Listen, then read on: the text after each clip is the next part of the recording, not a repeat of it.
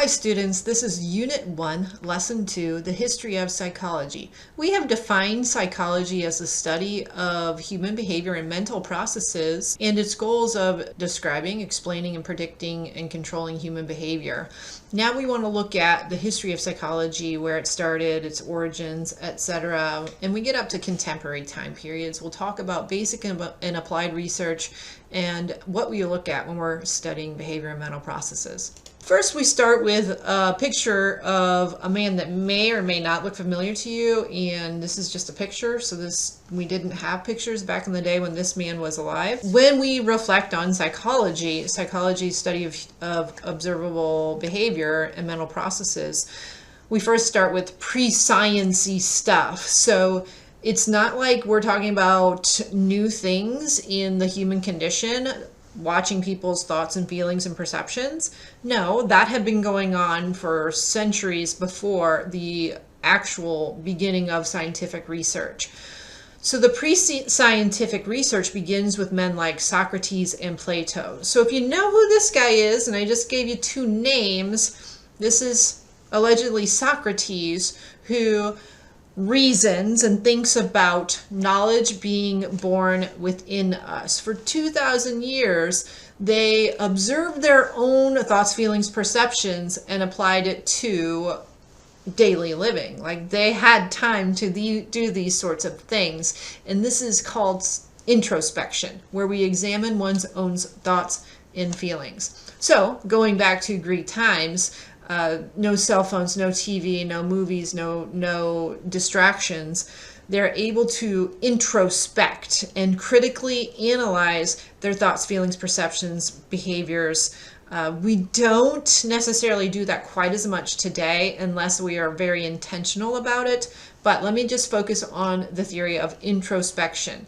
When we examine our own thoughts and feelings. This was largely what philosophy was about in the pre-scientific world. We also add another name, Aristotle, who says that knowledge grows from experiences. So, are we born with all the knowledge that we have versus no, we're learning as we go? Well, Socrates and Plato aired on the idea that everything we know is born within us. Well, Aristotle says no, it's trial and error. We learn, similar theory from John Locke and tabula rasa, I hope. Blank slate. We were born a blank slate, and then we learn as we go. Now, not modern day, but once we apply the scientific method, using Francis Bacon's theories of scientific method, we are able to make the systematic and scientific observation of behavior and mental processes. So here we're beginning the Sciency route that you and I are more familiar with.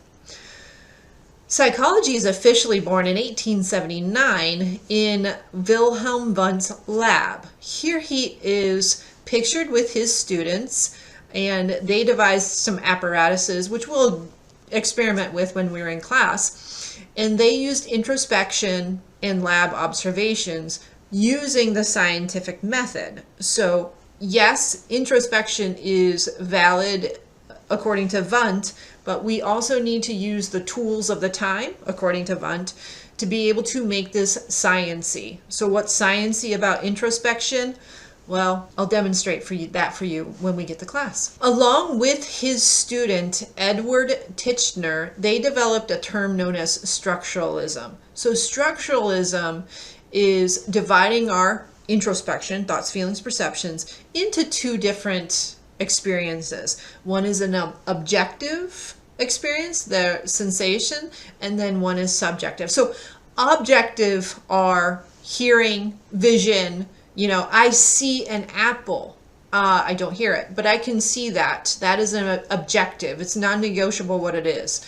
But then the subjective side of that is the experience that I have when I bite into an apple. For me, that's joyful. I love apples. For somebody else, that might not be a pleasant experience. So objective is, there's your apple. You can touch it. You can feel it. It's always going to feel like an apple to us.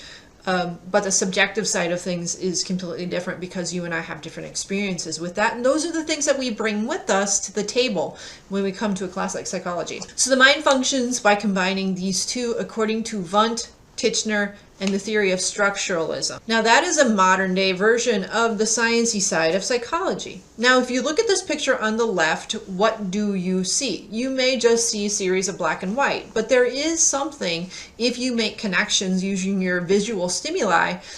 Your perception, your brain will organize that into something that is familiar to you. This is known as Gestalt psychology. The consciousness can be best understood by observing it as a total experience rather than breaking it down. So instead of seeing black and white, you may see a Dalmatian drinking water from a pool, from a creek, I don't know.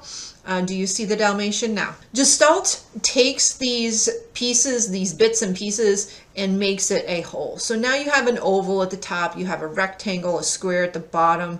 Those blanks are filled in by our brain without our trying. Furthermore, after the Gestalt theorists, we have William James, who was a functionalist, and he builds upon, comes chronologically after Titchener and Wundt, and says that there's so much subjectivity to introspection that we need to consider the function of our thoughts. Why do we have these thoughts? Well, James kind of latched on to Charles Darwin's theory that, evolutionally natural traits are passed on from generation to generation. Well, so are our thoughts. If we think thoughts that keep us alive, or we react to situations that I react in anger and aggression, well, that's a trait within my family that has kept our lineage going. So that's the function of a reaction of anger.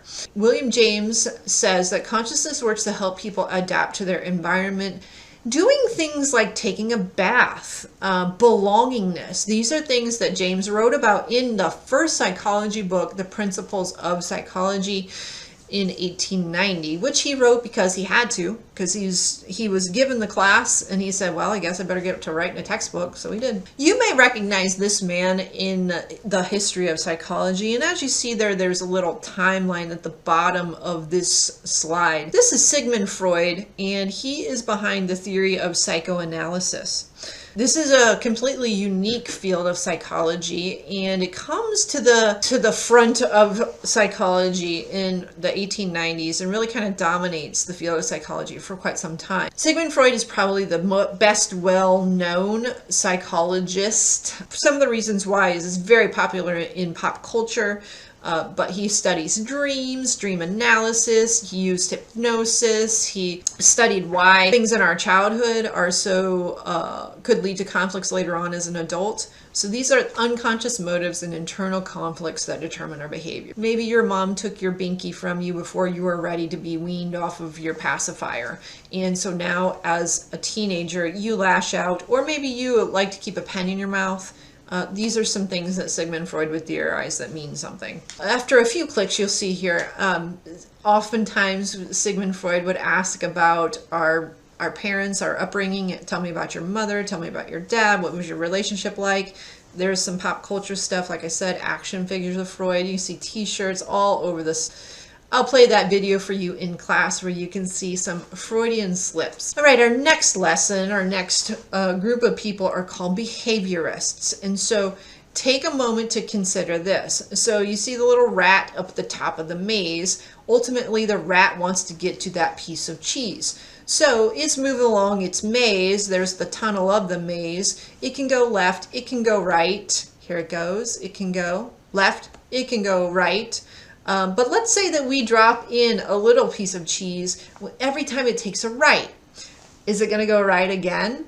Well, yeah, because they're getting little pieces of cheese. And that's what, ta-da, it got to the cheese, John Watson would have theorized about. John Watson we call the founder of behaviorism. He says that the study of psychology should be limited to observable behavior because after all, it really doesn't matter what the rat was thinking when it was trying to get to that piece of cheese.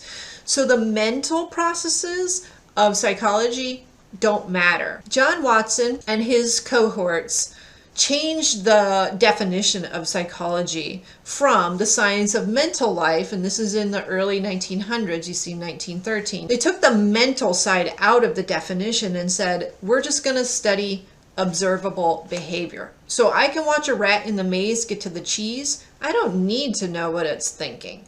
This is according to the behaviorists. All we need to do is watch observable behavior.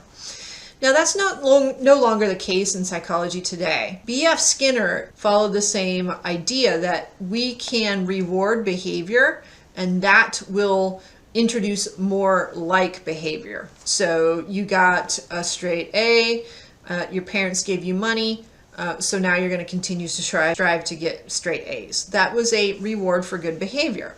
Skinner called this reinforcers. Now there's different types of reinforcers, and we'll get into what those are in Unit 4.